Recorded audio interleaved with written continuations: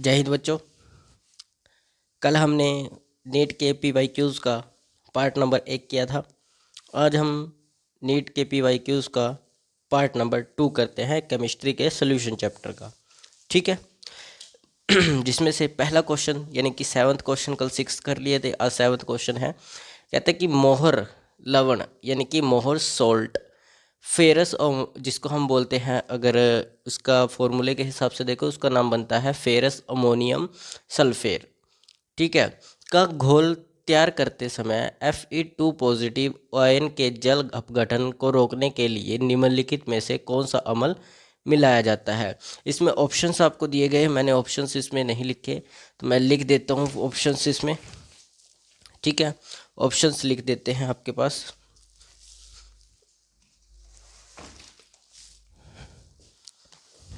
Options है आपके, पहला ऑप्शन है, एक है, पहला है डाइल्यूट हाइड्रोक्लोरिक, यहाँ लिख देता हूँ मैं। पहला है डाइल्यूट हाइड्रोक्लोरिक,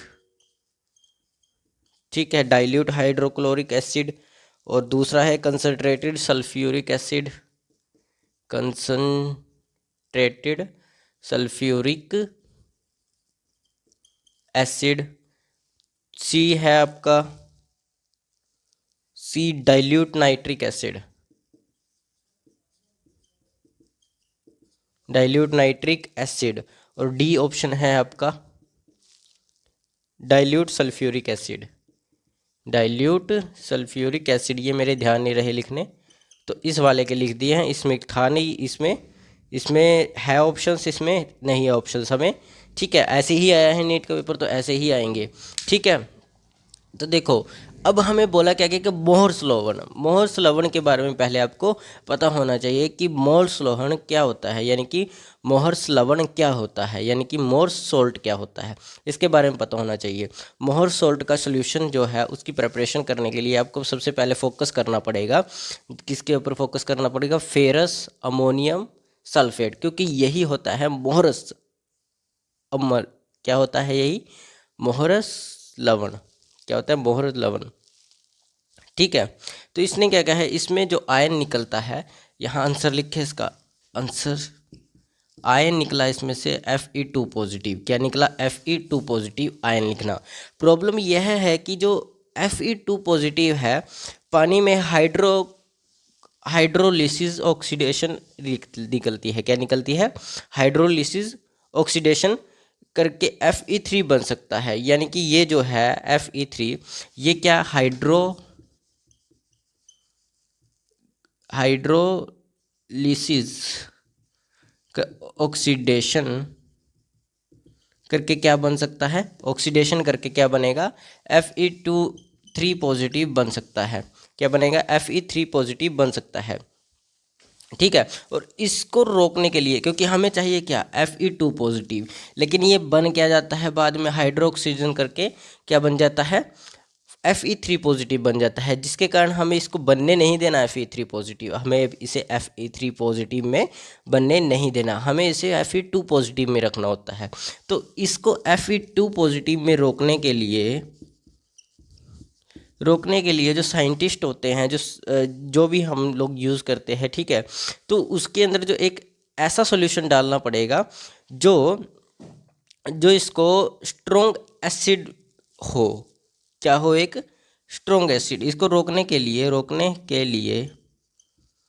क्या डालना जाता है, स्ट्रॉन्ग एसिड, क्या डाला जाता है, स्ट्रॉन्ग एसिड, क्या डाला जाएगा, स्ट्रॉन्ग एसिड, जो क्या करेगा, ये जो हाइड्रोलिसिस ऑक्सीडेशन हो रही है ना, जो हाइड्रोलिसिस ऑक्सीडेशन हो रही है, इसके अंदर कोई भी इंटरफेयर ना करे। ये जो हाइड्रोलिसिस ऑक्सीडेशन है इसके अंदर किसी भी तरह की कोई हाइड्रो ऑक्सीडेशन के अंदर हस्तक्षेप ना करे, यानी कि इंटरफेयर ना करे, वैसा एसिड हमें चाहिए। क्या चाहिए, वैसा एसिड चाहिए जो हाइड्रोलिसिस ऑक्सीडेशन के अंदर कोई हस्तक्षेप ना करे, हस्तक्षेप मतलब कि इंटरफेयर ना करे, इनके बीच में कोई ना जाए, वैसा एसिड हमें चाहिए होगा। और इनमें से वैसा एसिड कौन सा है, हाइड्रोक्लोरिक, ये नहीं होगा, ये इनमें दखल देगा क्योंकि ये हाइड्रोक्लोरिक है और वो भी डाइल्यूट है, डाइल्यूट के अंदर मतलब पानी ज़्यादा है और इसके अंदर क्या है, बाकी हाइड्रो हाइड्रो है सारी, ठीक है। और दूसरे वाला कंसनट्रेटेड, ये तो कंसनट्रेटेड वाला काम ही नहीं करेगा, इसमें सल्फ्यूरिक एसिड है। कंसनट्रेटेड का मतलब क्या है कि इसके अंदर कंसनट्रेशन सल्फ्यूरिक की ज़्यादा है, तो ये दोनों तो कैंसल आउट हो गए। डाइल्यूट नाइट्रिक काम करेगा? नहीं करेगा, क्योंकि वो भी डाइल्यूट ओनली नाइट्रिक है, उसके अंदर सबसे ज़्यादा पानी है, बाकी नाइट्रिक है, यानी कि उसके अंदर अदर कोई भी एलिमेंट नहीं है, ये भी काम नहीं करेगा, ठीक है। क्या नहीं काम करेगा? ये भी काम नहीं करेगा, सिर्फ एक काम करेगा। क्या काम करेगा? कौन सा काम करेगा? हाँ, कौन सा काम करेगा? Dilute sulphuric acid. क्यों काम करेगा ये भी? क्योंकि देखो, डाइल्यूट सल्फ्यूरिक एसिड का HSO4, ठीक है, ना तो ये इसमें हस्तक्षेप करेगा, ना ही किसी तरह से ये इसके अंदर घुलेगा, ठीक है, ना ही किसी तरह से इसके अंदर इंटरफेयर करेगा। ये बस क्या करेगा कि ये जो Fe2 पॉजिटिव है, ये Fe2 पॉजिटिव है, इसको 3 पॉजिटिव होने से रोक लेगा। और आप लोग सब जानते हो ये इसको क्या करेगा? रोक लेगा, ठीक है, क्योंकि जो ये है ये स्ट्रॉन्ग एच बॉन्डिंग रखता है। क्या रखता है? स्ट्रॉन्ग एच बॉन्डिंग रखता है। क्या रखता है? एक स्ट्रॉन्ग एच बॉन्डिंग इसके पास होती है। स्ट्रॉन्ग एसिड भी है, और ये कौन सा एसिड है? स्ट्रॉन्ग एसिड भी है। तो आप लोग अंदाजा लगा ही सकते हो, ठीक है। तो ये वाला इसके अंदर आएगा, यानी कि आपका कौन सा आंसर होगा? Dilute sulphuric. ये वाला कंसनट्रेटेड है, ये तो आएगा ही नहीं, आएगा, इसके ऊपर तो कांटा पहले से है। बस इन दोनों पे देख लेना, ये कमज़ोर है, और ये नाइट्रिक वाला भी शायद से कमज़ोर है, चेक कर लेना इसको एक बार, फिर भी ये नहीं आएगा क्योंकि डाइल्यूट ज़्यादा है, डाइल्यूट ज़्यादा है इसलिए नहीं आएगा। लेकिन ये एक स्ट्रॉन्ग एसिड भी है और डाइल्यूट सॉल्यूशन भी है, ठीक है। तो इसके अंदर क्या होगा? ये इसको Fe3 बनने से जरूर रोकेगा, लेकिन किसके अंदर इंटरफेयर नहीं करेगा? हाइड्रोलिसिस के अंदर इंटरफेयर नहीं करेगा, ठीक है। जितने भी ऑक्सीडेशन, हाइड्रोलिसिस ऑक्सीडेशन हो रही है उसके अंदर नहीं जाएगा, ये उधर जाकर नहीं देखेगा क्या चल रहा है, ये अपने वाली पे ध्यान देगा, हाँ, ठीक है, उसकी तरफ ना जाएगा। तो ये था आपका पहला क्वेश्चन, और आंसर आसान था, बच्चे छोड़ कर आ गए इसको, क्वेश्चन को, क्या फ़ायदा यार पढ़ने का इतना, ठीक है। तो इसको लिखो, करना कुछ नहीं था, 2 लाइन का काम था, पता होना चाहिए कौन सा आएगा कौन सा नहीं, ठीक है। कर लिया? डस्टर तो वहाँ रखा है, लिखो इसको, फिर हम अगले क्वेश्चन को करते हैं। आज हम 6 क्वेश्चन ही करेंगे, ज़्यादा नहीं करेंगे, ठीक है। बस इतना याद रखो क्या किया हमने इसमें, ठीक है। क्वेश्चन बहुत छोटे छोटे से हैं, आसान क्वेश्चन है, नेट के पेपर में तो। JEE के थोड़े से हार्डली आए थे, उनमें सॉल्यूशन ज़्यादा, न्यूमेरिकल्स ज़्यादा थे। इसमें कंसेप्ट बेस भी पूछता है, न्यूमेरिकल बेस भी पूछता है, ठीक है। अभी तक तो कंसेप्ट बेस ही आई है जब तक ये क्वेश्चन, अभी तक। आगे देखते हैं क्या बनता है। देखो अगला क्वेश्चन क्या है कि किसी विलयन के लिए प्रासरण दाब यानी कि ऑस्मोटिक प्रेशर, पाई और सांद्रता के बीच खींचा गया ग्राफ एक सीधी रेखा में जाता है। यानी कि ऑस्मोटिक प्रेशर और सांद्रता यानी कि कंसंट्रेशन के बीच में एक क्या खींचा गया है? एक ग्राफ खींचा गया है जो सीधी रेखा के अंदर जा रहा है, ठीक है, जिसका स्लोप जो है वो 25.73 L बार है, ठीक है। वह तापमान जिस पर प्रासरण दाब मापा गया, यानी कि हमें बताना है कि यह जो प्रासरण दाब आया है यह किस टेम्परेचर पर नापा गया है, ये हमें निकालना है। तो ये कैसे निकालेंगे? सबसे पहले आपको ये समझ आना चाहिए कि ग्राफ में हो क्या रहा है। सबसे पहले क्या समझ आना चाहिए? ग्राफ जो कह रहा है वो किसके ऊपर डिपेंड कर रहा है? वो ऑस्मोटिक प्रेशर पर कर रहा है। क्या कह रहा है? ऑस्मोटिक प्रेशर की बात कह रहा है। ऑस्मोटिक प्रेशर, ऑस्मोटिक प्रेशर क्या होता है? ICRT, ICRT, ठीक है, ICRT। एज्यूम करो कि आप लोग इसके अंदर एक चीज़ एज्यूम कर लो कि जो विलियन के अंदर है ना, वो विलियन जो है वो एक नॉन इलेक्ट्रोलाइट विलियन है। एज्यूम नॉन इलेक्ट्रोलाइट सॉल्यूशन, ठीक है। एज्यूम किया कि नॉन इलेक्ट्रोलाइट सॉल्यूशन है, तो आई की वैल्यू होगी 1। तो आई की वैल्यू अगर 1 हो गई तो हमारे पास क्या आया? पाई आई, आई तो हो गया 1 CRT बचा। क्या बचा? CRT। और कंसंट्रेशन इसके अंदर दी गई है, सांद्रता के ग्राफ पर बनाया गया, तो ये आ जाएगा CRTC, ठीक है, CRT, ये आ गया CRT, ठीक है।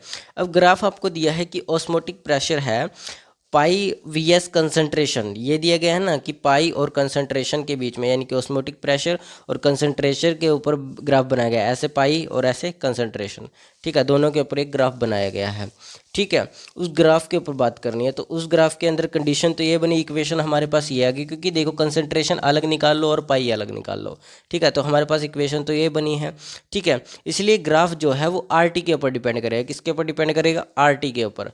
देखो मैं क्या कह रहा हूँ कि ये कंसंट्रेशन और पाई के ऊपर ग्राफ बनाया गया है हमारे पास। मान के चलो हम ग्राफ का एक एग्जांपल ले ही लेते हैं, ठीक है, ग्राफ का एक एग्जांपल ले लेते हैं। ये ग्राफ है, यहाँ पर ऑस्मोटिक प्रेशर है, ठीक है, यहाँ पर ऑस्मोटिक प्रेशर है और यहाँ पर कंसंट्रेशन है, ठीक है। मान के चलो ग्राफ का जो स्लोप है वो ये जा रहा है, ग्राफ का जो स्लोप है वो ऐसे जा रहा है, ठीक है। अगर ग्राफ का स्लोप ऐसे जा रहा है, देखो यहाँ पर कंसंट्रेशन आ जाएगी, यहाँ पर कंसंट्रेशन लिखी जाएगी, यहाँ पर पाई। अब बचा क्या हमारे पास, इसमें तो कुछ भी नहीं बचा, ये गया ऐसे ही और ये वाला भी गया ख़त्म, यहाँ से यहाँ आ गए, क्योंकि इन्हीं के बीच का ग्राफ बन रहा है। बचा क्या, आर टी। तो ग्राफ किसके ऊपर डिपेंड कर रहा है, ये ऊपर नीचे अगर जाएगा, अगर सीधा नीचे आगे पीछे कैसे भी करके जा रहा है, तो किसके ऊपर डिपेंड करेगा, सिर्फ आर टी के ऊपर डिपेंड करेगा, क्योंकि हमने नॉन इलेक्ट्रोलाइट सोल्यूशन मान लिया है, ठीक है। तो उसके अंदर आई की वैल्यू 0, आई की वैल्यू 1, तो ये आ जाएगा आर टी, इसके ऊपर डिपेंड करेगा आर टी के ऊपर। और आर टी की वैल्यू, आर की वैल्यू आपको गिवन होती है 0.083, आर की वैल्यू आपको गिवन होती है, ठीक है, आर की वैल्यू आपको गिवन होती है, ठीक है। और अब देखो, अगर देखी जाए बात, तो आपको जो सॉल्यूशन है, सॉल्यूशन कह रहा हूँ, कहाँ गया ये, हाँ, ये जो है क्वेश्चन, इसके अंदर 25 जो स्लोप दिया गया है वो किसके ऊपर दिया गया है, स्लोप, स्लोप जो होगा आपका एक तरह से कंसंट्रेशन होगी, स्लोप जो होगा वो आपका कंसंट्रेशन होगा। लेकिन कंसंट्रेशन भी कैसे, देखो अब यहाँ पर ये बात आ रही है कि ये कंसंट्रेशन और ये पाई है, तो हमारे पास जो आर टी की वैल्यू आई है इसी के ऊपर डिपेंड करेगा, इसी के ऊपर। ये जो 25.73 आपके पास आ रहा है, ये किसके ऊपर डिपेंड करेगा, आर टी के ऊपर डिपेंड करेगा।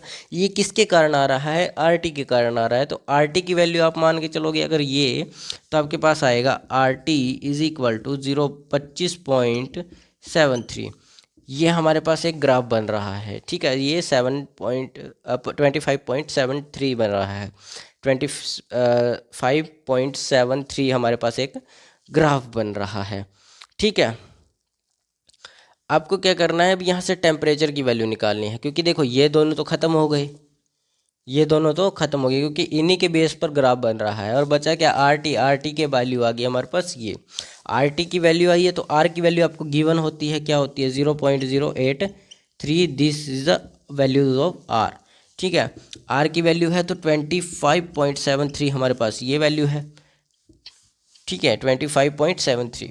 अब यहाँ से क्या करो, आप टी की वैल्यू कैलकुलेट कर लो। टी की वैल्यू कैसे कैलकुलेट करोगे, T is equal to 25.73 divided by 0.083, इसको करो 2573 डिवाइडेड बाय 100, और यहाँ पर लगा लो आप 83/1000।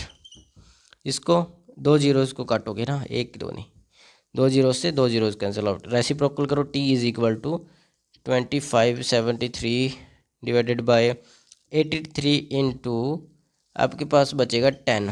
अब इसको जब भी आप डिवाइड करोगे तो आपके पास डिवाइड करके जो आंसर आएगा वो 310 बचेगा, 310 केल्विन बचेगा। अगर केल्विन में पूछा है आप डिवाइड करके देखना, आपके पास यही बचेगा 310 आपके पास केल्विन बचेगा, या अप्रोक्स इतना ही बचेगा 310 केल्विन, ठीक है, 310 बचेगा।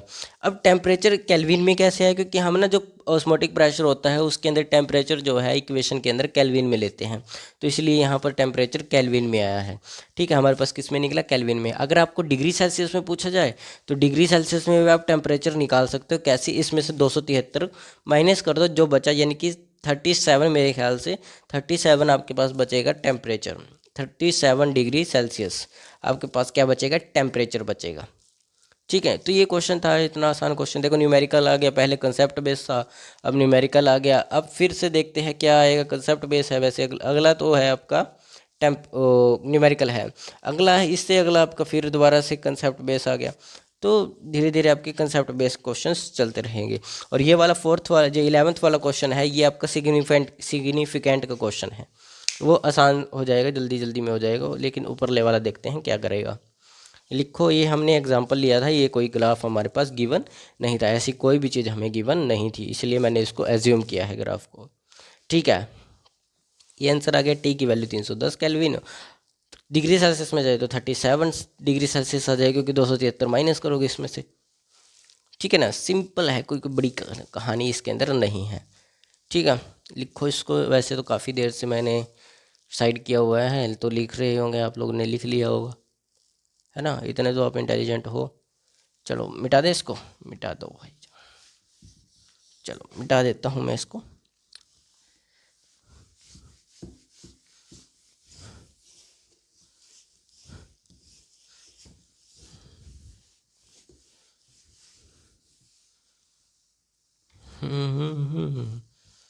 अब देखते हैं नेक्स्ट क्वेश्चन। नेक्स्ट क्वेश्चन क्या कहता है, कौन सा क्वेश्चन? नेक्स्ट क्वेश्चन क्या नंबर है 9। एक मोलल विलियन है जिसके अंदर आपके पास 0.5 मोल्स विले घुला है, यानी कि सॉल्यूट घुला हुआ है एक मोलल विलियन के अंदर, सॉल्यूशन के अंदर। ठीक है, कितना है? 0.5 मोल्स घुले हुए हैं, उसमें उपस्थित है। आपको इनमें से ऑप्शन दिए गए हैं। ऑप्शन ए दिया गया 500 ml सॉल्वेंट है, 500 ग्राम आपके पास सॉल्वेंट है। सी आपको 100 ml सॉल्वेंट। डी ऑप्शन आपको 1000 ग्राम सॉल्वेंट। ये ऑप्शंस आपको दिए गए हैं, आपको आंसर निकालना है कि इनमें से कौन सा सही ऑप्शन है। ठीक है, सबसे पहले आपको 1 मोलल दिया गया है। क्या दिया गया है? 1 मोलल। तो 1 मोलल का मतलब होता है मोलैरिटी। क्या दिया गया है? मोलैरिटी दिया गया है। तो सबसे पहले आप समझो कि मोलैरिटी होता क्या है। सबसे पहले समझोगे मोलैरिटी क्या होता है। मोलैरिटी क्या होता है, कि मोलैरिटी क्या होता है। मोलैरिटी आपको कितनी दी गई है? एम की वैल्यू 1 मोलल दी गई है। कितनी गिवन है? 1 मोलल। कितनी गिवन है? 1 मोलल आपको गिवन है। ठीक है, यानी कि एक आपको फॉर्मूला भी पता होना चाहिए। मैं फॉर्मूला भी लिख ही देता हूँ यार, आगे क्या करने की ज़रूरत है। अभी हम लिख देते हैं moles of solute, M is equal to moles of solute, ठीक है, डिवाइडेड बाय सॉल्यूशन के। एक मिनट, मोलैरिटी की बात है कि मोलैलिटी की बात है? मोलल दिया गया है, मोललता, मोलैलिटी दिया गया है, मोलैलिटी। ठीक है, तो मोलैलिटी का कैपिटल एम नहीं, छोटा एम आएगा। ठीक है, तो केजी और सॉल्वेंट आएगा। मोलल दिया गया है ना। ठीक है, ये आ गया। अब आप इसको क्या करो, अब आपको ये तो गिवन है वैल्यू, और ये भी गिवन है सॉल्यूट के मोल्स। तो ये 1 है, ये 0.5 गिवन है, और केजी ऑफ सॉल्वेंट ये आपको निकालना है। केजी ऑफ सॉल्वेंट आपको निकालना है।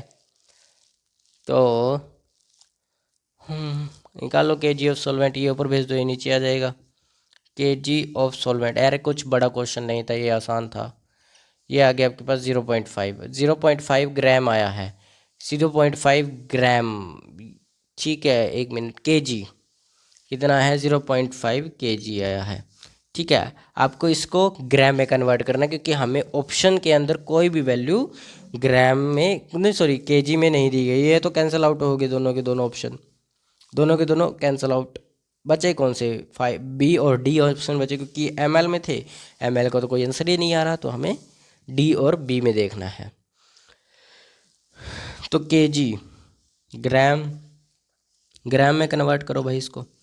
क्या करोगे? 0.5 को 1000 से डिवाइड कर दोगे, मल्टीप्लाई करोगे, तो 10 डिवाइडेड बाई, यानी कि 500 ग्राम। कितना आ जाएगा? 500 ग्राम आएगा। तो 500 ग्राम मतलब ऑप्शन नंबर बी आपका सही है, डी गलत है। बी आंसर आपका सही है कि इसके अंदर 500 ग्राम सॉल्वेंट मिलाया गया है। 500 ग्राम सॉल्वेंट यानी कि लगभग आधा केजी।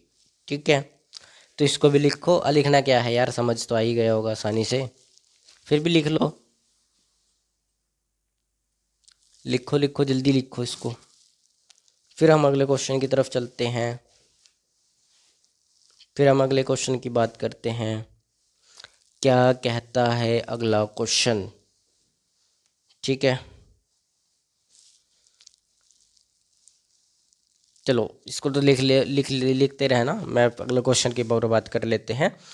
एक घोल सॉल्यूशन का घनत्व 2.15 ग्राम मोल इनवर्स है, तो 2.5 ml घोल का द्रव्यमान सही सार्थक अंकों में लिखना है। सार्थक का मतलब होता है, सार्थक अंकों का मतलब होगा सिग्निफिकेंट फिगर्स। क्या होगा सार्थक अंकों का मतलब? सिग्निफिकेंट फिगर्स में लिखना है, सिग्निफिकेंट फिगर्स में लिखना है। किस में लिखना है? सिग्निफिकेंट फिगर्स में लिखना है।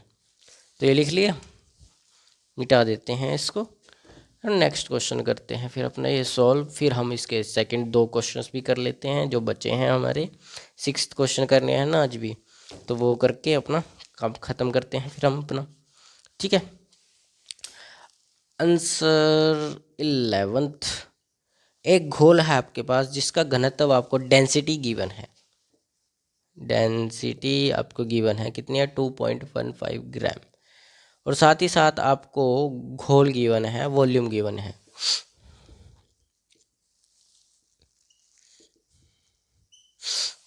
ये आपको गिवन है, क्या गिवन है? दोनों की वॉल्यूम और डेंसिटी आपको गिवन है, वॉल्यूम और डेंसिटी गिवन है। तो आप क्या करो, अब मास निकाल लो। क्या निकाल लो? मास निकाल लो, या डेंसिटी का फॉर्मूला पता तो है, density into volume is equal to mass. तो मास की वैल्यू आ गई है आपके पास 2.15 इंटू 2.5 ml, यही आ गई। मास की वैल्यू कितने? 2.15 इंटू 2.5 ml। ओके, ये वैल्यू आपके पास आ गई। ये वैल्यू आ तो गई है, अब इस वैल्यू को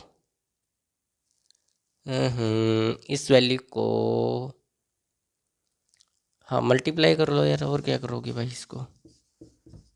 100,